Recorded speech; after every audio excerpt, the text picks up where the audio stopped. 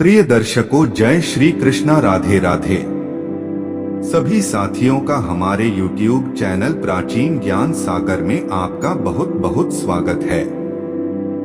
साथियों, आज हम आपके लिए एक और नया प्रसंग लेकर आए हैं, जिसमें हम यह जानने का प्रयास करेंगे कि आम लोगों में प्रचलित कहावत कहाँ राजा भोज और कहाँ गंगू तेली, आखिर है क्या यह किससे संबंधित है? क्योंकि ज्यादातर लोग इस कहावत का संबंध कई तरह से जोड़कर देखते हैं।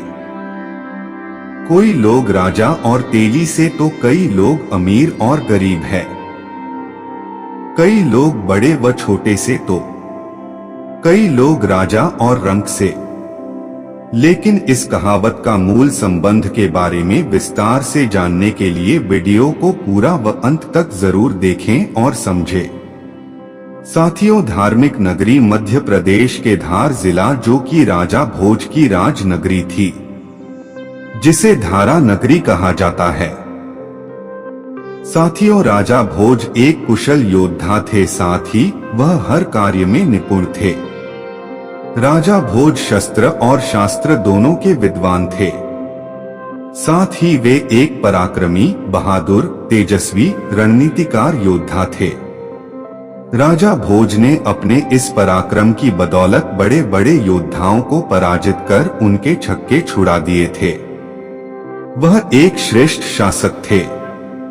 साथियों, राजा भोज के शासनकाल में सभी जन सुख और चैन से जिंदगी बसर करते थे, क्योंकि राजा भोज पराक्रमी योद्धा होने के साथ वे एक दयालु भी थे। सभी लोग उनकी उदारता के कारण हमेशा इनकी प्रशंसा करते रहते हैं। उनकी इस प्रशंसा की चर्चा दूर देश तक भी फैली हुई थी। साथियों, मध्य प्रदेश की राजधानी भोपाल को राजा भोज ने बसाया था। प्रारंभ में भोपाल का नाम भोजपाल था, जो राजा भोज परमार के नाम पर था। कालांतर में भोजपाल का विकृत नाम भोपाल हो गया।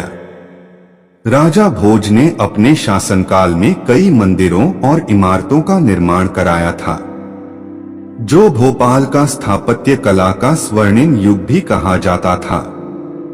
राजा भोज ज्ञान की देवी मां सरस्वती के बहुत बड़े उपासक थे। उन्होंने एक भोजशाला बनवाई, जिसमें उन्होंने मां सरस्वती की प्रतिमा भी स्थापित की। बाद में अंग्रेजों ने अपने शासनकाल के दौरान मां सरस्वती की उस प्रतिमा को लूटकर लंदन लेकर चले गए। साथियों, राजा भोज की समृद्धि तथा पराक्रम के किस्से सुनकर दक्षिण के दो शासक कलचुरी नरेश गांगे तथा तैलंग नरेश ने आपस में संधि करके राजा भोज को पराजित करने के उद्देश्य से राजा भोज की नगरी धारा नगरी पर आक्रमण कर दिया।